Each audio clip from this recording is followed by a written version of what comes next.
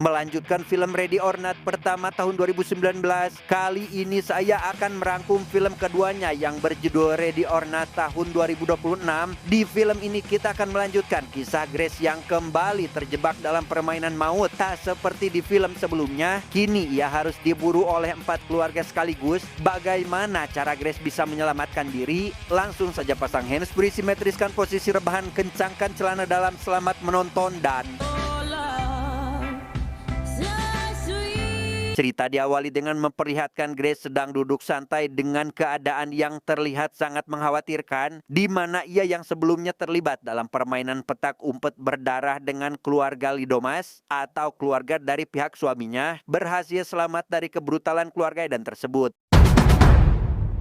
Tepat ketika pihak kepolisian menghampirinya dan menanyakan apa yang sebenarnya sudah terjadi di rumah ini, Grace akhirnya tumbang tak sadarkan diri dan segera dilarikan ke rumah sakit. Setelah sadar dari pingsannya, Grace terlihat keheranan karena tangannya sudah diborgol oleh seorang detektif bernama Roger, bukan fighter seperti DML, di mana Roger dan pihak kepolisian menetapkan Grace menjadi tersangka dugaan pembakaran dan pembunuhan dengan bukti ditemukannya beberapa mayat dan pakaian terakhir yang dikenakan oleh Grace sudah berlumuran getih orang lain. Pass me a cigarette. Tak lama, datang seorang wanita berambut pirang yang merupakan adik Grace bernama Pat. Jauh dari kata akur, mereka terlihat malah adu bacot yang membuat pemeriksaan polisi ditunda terlebih dahulu untuk memberikan waktu kakak beradik yang sudah lama tidak bertemu ini untuk menyelesaikan dulu permasalahan mereka. I'm gonna give you a few minutes, and then I'm gonna take you to the station. Pat yang masih kesal karena dulu ia pernah ditinggalkan oleh Grace sendirian, mengatakan jika kalau bukan pihak rumah sakit menghubunginya, ia pun tak ingin pergi ke sini demi untuk menjenguk kakaknya yang sangat menyebalkan. How long have you lived in New York? Out there when I was 18. And being my sister, okay? And the feeling's mutual. Meskipun mereka tidak akur, Pat merasa lega karena Grace kakaknya itu dalam keadaan baik-baik saja. Sehingga Grace yang melihat Pat hendak akan pergi pun langsung mencegahnya dan menceritakan semua yang dialaminya selama di dalam rumah keluarga Lidomas. I wanted them to like me because they were going to be my new family. And they think they have to try to sacrifice me to the devil. Mendengar cerita Grace yang sangat mengerikan bahkan tak masuk di akal, Pat terlihat sangat terkejut dan tak percaya dengan apa yang telah dialami oleh sang kakak, sehingga ia yang tahu jika Grace tidak berbohong pun memutuskan untuk terus menemaninya di rumah sakit. I made it till dawn. Drop dead? They blew up. They blew up.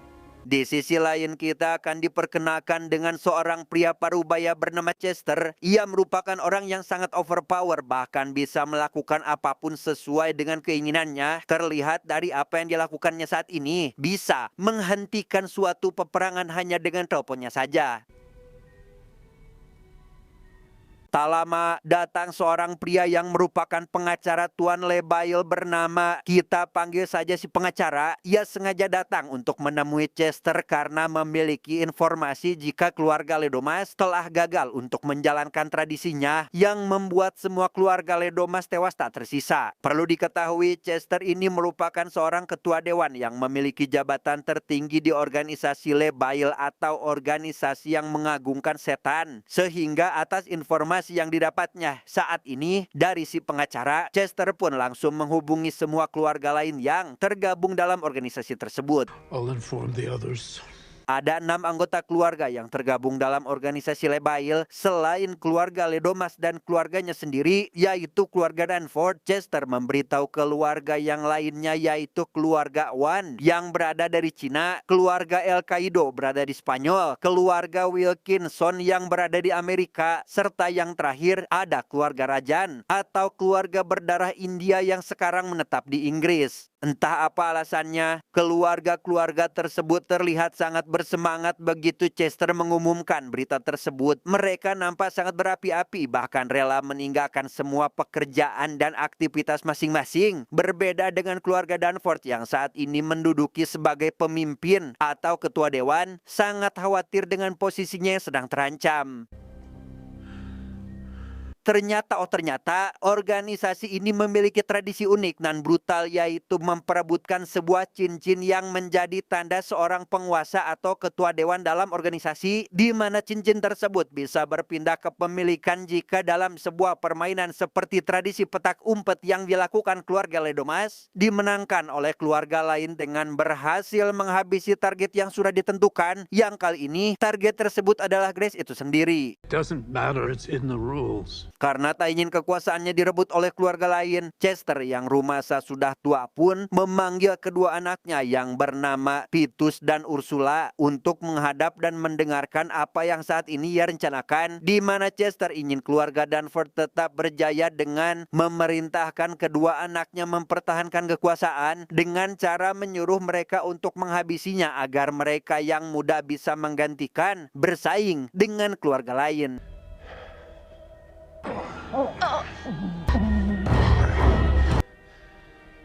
Kembali ke rumah sakit tempat Grace dirawat, nampak detektif Roger sedang menjemput paksa Grace untuk dilanjutkan penyelidikannya di kantor polisi. Namun, baru saja sampai di lorong rumah sakit, tiba-tiba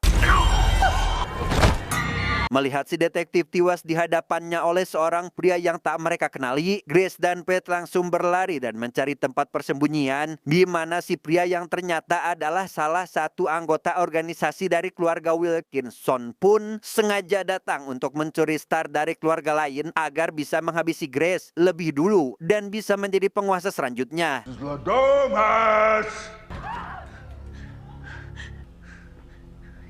Di tengah situasi menegangkan tersebut, Grace berusaha mengambil pistol milik detektif Roger untuk bisa melakukan perlawanan kepada pria tersebut, tapi tiba-tiba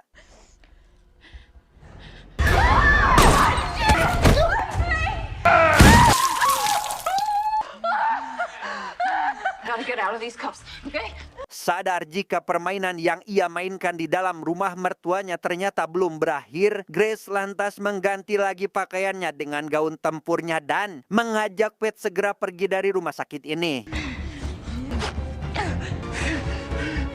Dan ya, baru saja Grace dan Patty akan keluar dari dalam rumah sakit, si pengacara berhasil melumpuhkan mereka berdua dengan gas beracun. Namun si pengacara cukup terkejut setelah melihat Wilkinson sudah meledak akibat ulahnya sendiri yang tak mengikuti aturan organisasi Tuan Lebail. Beralih ke sebuah hotel yang merupakan tempat di mana permainan akan diselenggarakan, Titus dan Ursula langsung mengusir seluruh tamu yang menginap di hotel ini, bahkan membubarkan acara hajatan pernikahan secara paksa. Bukan tanpa alasan, mereka harus melakukan itu karena sebentar lagi seluruh keluarga Lebail akan segera datang.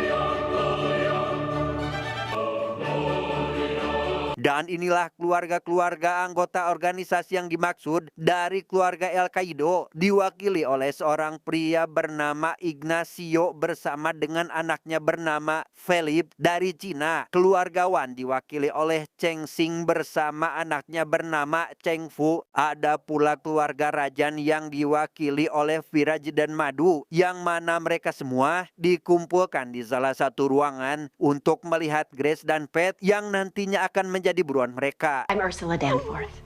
This is my brother Titus.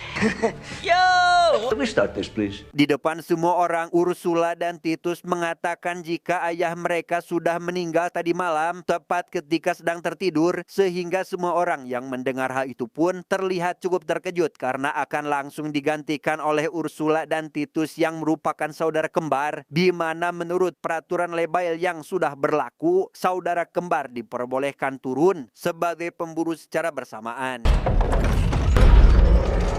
Tak lama datang si pengacara dengan buku tebal yang dibawanya, membuat semua orang langsung terdiam dan duduk rapi di tempat duduk masing-masing, di mana ia langsung memperkenalkan diri pada Grace dan Pat sebagai pengacara atau utusan Lebail, kemudian menjelaskan semuanya terkait apa yang sedang terjadi saat ini. Now that the DeMoss and Wilkinson families have been wiped out, Si pengacara menambahkan jika apa yang dilakukan Grace kepada keluarga Ledomas adalah hal yang sangat jarang terjadi, terjadi sehingga hal itu membuat organisasi Lebail harus menjalankan permainan lanjutan yang akan memperebutkan sebuah kursi kehormatan dengan segala kekuasaan dunia yang tak terbatas sebagai hadiah, di mana orang terakhir yang menduduki singgasana kekuasaan tersebut tidak lain dan tidak bukan adalah Chester atau ayah Titus dan Ursula yang baru saja meninggal.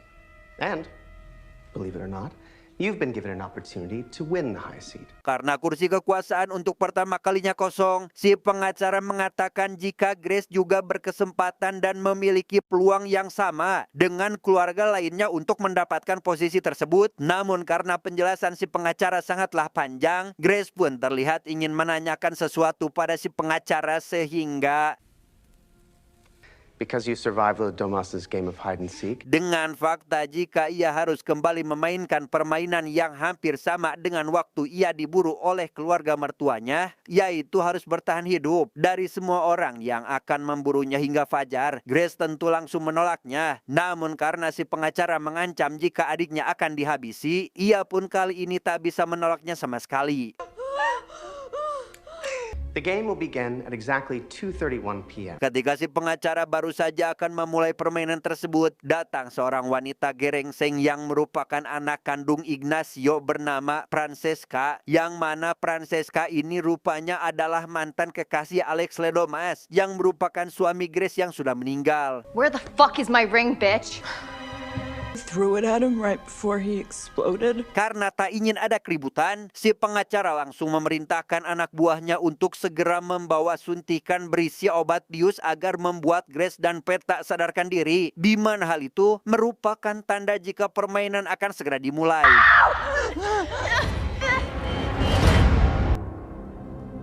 Setelah itu, si pengacara melanjutkan penjelasannya jika ada satu aturan yang harus dipatuhi oleh keluarga peserta permainan, yaitu dilarang untuk saling membunuh meskipun itu bukanlah kesengajaan. Kemudian mereka harus menandatangani sebuah perjanjian terlebih dahulu dengan menggunakan pena darah yang sudah dipersiapkan si pengacara. I don't want to use the blood pen. Fuck's sake. Karena hanya diperbolehkan mengirimkan satu wakil dari masing-masing keluarga, si pengacara menjelaskan jika keluarga diperbolehkan untuk mengamati jalannya permainan dari ruangan khusus yang sudah disediakan, di mana ketika terjadi sesuatu hingga membuat salah satu pemburu tewas, maka anggota keluarganya harus ada yang menggantikannya. The girl will begin the game on the 9th hole green. Dan tibalah waktu di mana permainan baru saja dimulai. Masing-masing peserta diberi sebuah mobil untuk mencari keberadaan Grace dan Pat. Namun karena Titus dan Ursula sudah menyabotase mobil mereka, Titus dan Ursula pun langsung pergi meninggalkan mereka semua.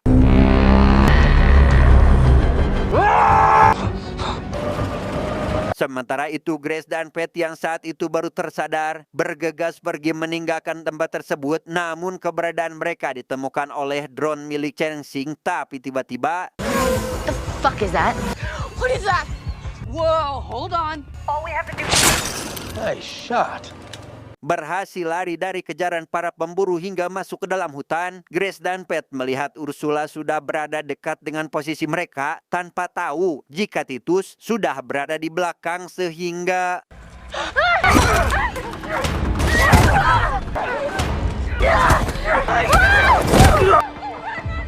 lolos dari Titus dan Ursula, Patih memiliki ide untuk masuk ke dalam hotel untuk mencari telepon yang bisa mereka gunakan. Namun karena adik kakak itu malah berdebat, Ignacio yang sudah membidik babatok Grace dari kejauhan pun langsung menembakkan senjatanya, tetapi Oh, man.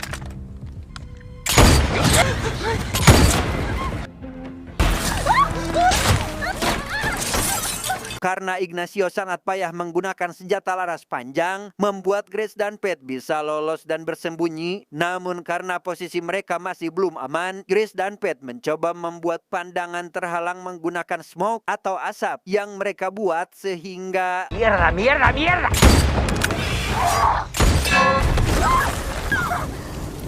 sempat panik karena salah satu pemburu lain yaitu Viraj terkena dampak ledakan tersebut. Ignacio sangat lega karena Praj masih hidup, namun karena Grace dan Pat berhasil menghilang dari pandangannya, tentu hal itu membuatnya sangat kesal dan marah. Grace dan Pete yang saat itu ternyata sudah berada di dalam hotel sedang mengobati luka Grace akibat ledakan tadi. Tak lama muncul Piraj yang ternyata sudah mengetahui keberadaan mereka, sehingga Grace yang tahu jika ini semua tak akan selesai hanya dengan melarikan diri saja, ia pun berusaha memutuskan borgol yang mengikat tangan mereka, kemudian melawannya dengan cara seperti ini.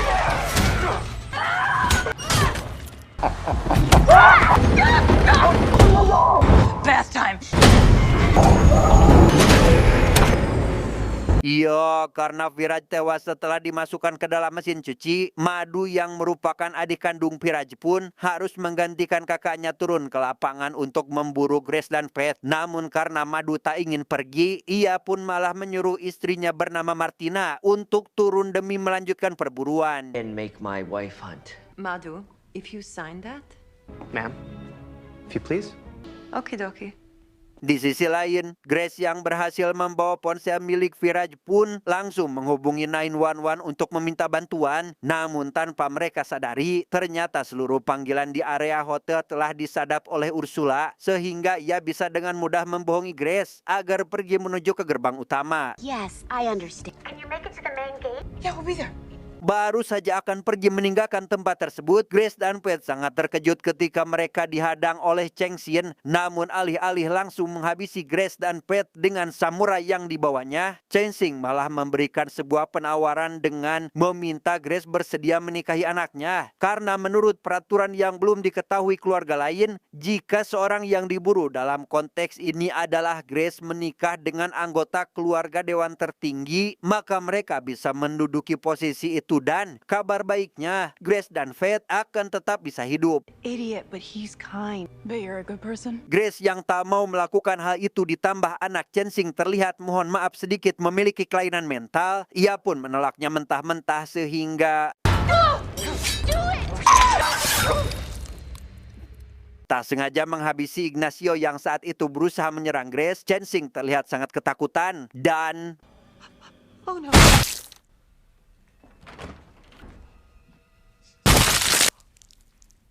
sementara itu, Ursula dan Titus yang saat ini sedang menunggu kedatangan Grace dan Pete di dekat gerbang utama, kembali menerima telepon dari Grace yang masih percaya jika mereka dari pihak kepolisian, sampai ketika Grace mengatakan jika dirinya sudah berada dekat dengan lokasi yang ditentukan sebelumnya. Titus dan Ursula pun lantas pergi mencari mereka, tetapi It was your voice on the phone, fucking dumbass. yo, ternyata Grace dan Pete yang telah menyadari jika 911 yang mereka hubungi adalah Titus dan Ursula. Sehingga setelah Grace berhasil menyudutkan mereka berdua, ia menanyakan cara membuka gerbang keluar yang terkunci rapat. Namun tepat pada saat momen itulah terlihat mobil yang dikendarai Martina melaju kencang ke arah mereka sehingga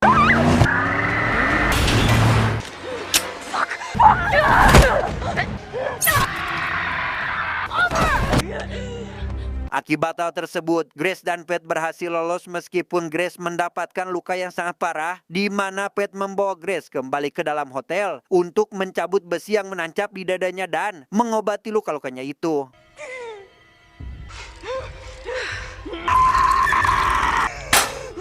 Mengetahui jika Martina malah kabur dan tak ikut berburu bersama yang lainnya, Madu dengan sangat pasrah mengajukan diri untuk ikut turun ke lapangan menggantikan istrinya yang kabur. Namun ternyata hal itu tak diizinkan oleh si pengacara yang menyebutkan jika Madu sudah tidak berhak lagi ikut serta karena ia sudah memberikan semuanya kepada Martina.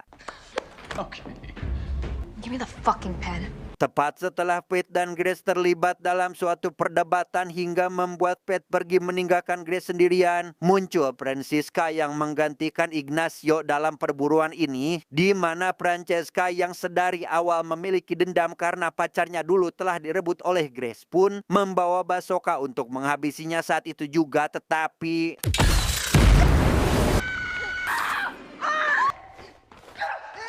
setelah Francesca dan Grace saling menyemprotkan cairan merica pada mata masing-masing, mereka kemudian terus bertarung meski tak bisa melihat sehingga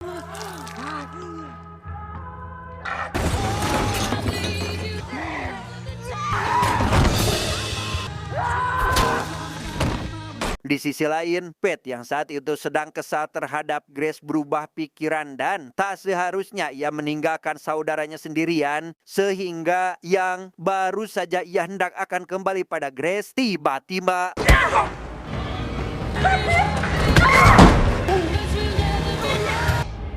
I'm gonna kill you now. meskipun Pratt sudah melawan dengan sekuat tenaga dan berusaha lari dari Titus, ia tetap saja berhasil tertangkap dan terus disiksa hingga sekarat sampai Ursula datang menghentikan semua itu dan memanfaatkan Pratt untuk memancing Grace agar datang menyelamatkannya. We can use her. Mendengar suara Pat yang sudah tertangkap oleh Titus, Grace pun sangat khawatir dengan kondisi adiknya itu, di mana ia tak sengaja melihat kotak senjata darurat yang tersedia di ruangan CCTV, yang selain ia mendapatkan senjata untuk menyerang, Grace pun melihat keberadaan mereka dari CCTV dan langsung pergi menuju lokasi tersebut. Di tengah perjalanan, Grace dihadang oleh Francesca yang ternyata masih belum menyerah, sehingga Grace yang sudah tak punya waktu untuk meladeninya lagi pun tanpa belas kasihan menghabisinya dengan shotgun yang ia bawa. Terus menerobos masuk hingga ke dalam ruangan para keluarga anggota dewan, Grace mencari-cari keberadaan Pat yang disekap di salah satu ruangan. Namun Philip yang saat itu menggantikan Francesca kakaknya menjadi pemburu, langsung membawa senjatanya dan Let's dance, puta. karena kehabisan peluru, Grace kemudian bersembunyi di dalam salah satu ruangan yang ada di sana. Namun tak diduga sebelumnya, Titus rupanya telah mengetahui persembunyiannya dan membawa Pat ke hadapan Grace dan mengancam akan menghabisinya jika Grace tidak menyerahkan diri. Don't listen to him! Kepepet karena tak ingin adiknya tewas, Grace pun langsung mengatakan jika dirinya ingin menjadi istri Titus. Hal itu karena menurut Cheng Xin, jika ia menikah dengan Titus, maka Titus akan mendapatkan kursi penguasa dan Grace akan bisa tetap hidup.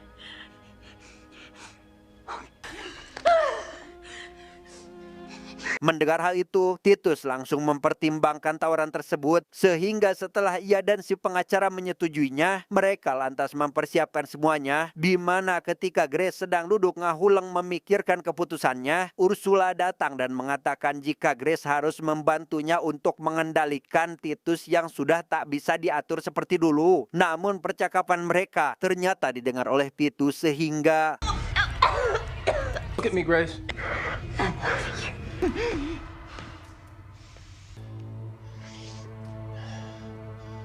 setelah melihat Titus menghabisi kakaknya sendiri, Grace langsung pergi ke tempat pernikahan mereka akan berlangsung. Meski dengan perasaan terpaksa, Grace harus melakukan ini demi kelangsungan hidupnya bersama Pat, sehingga setelah mereka sah menjadi suami istri, Titus dengan otomatis mendapatkan posisi tertinggi organisasi tersebut. Tapi tiba-tiba Hail Satan!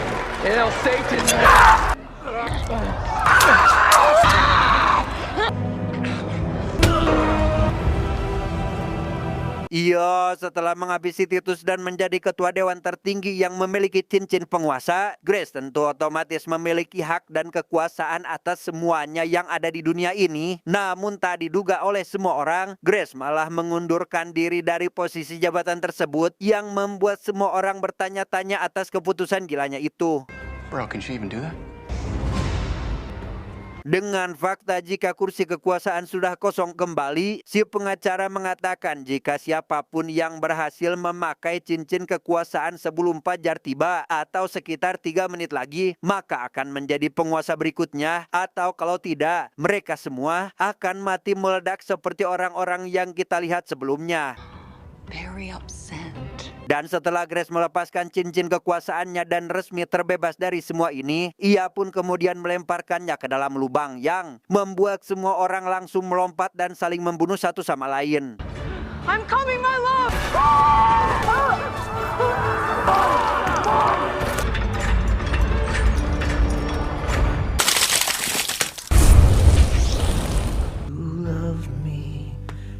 Tamat ending yang sangat memuaskan.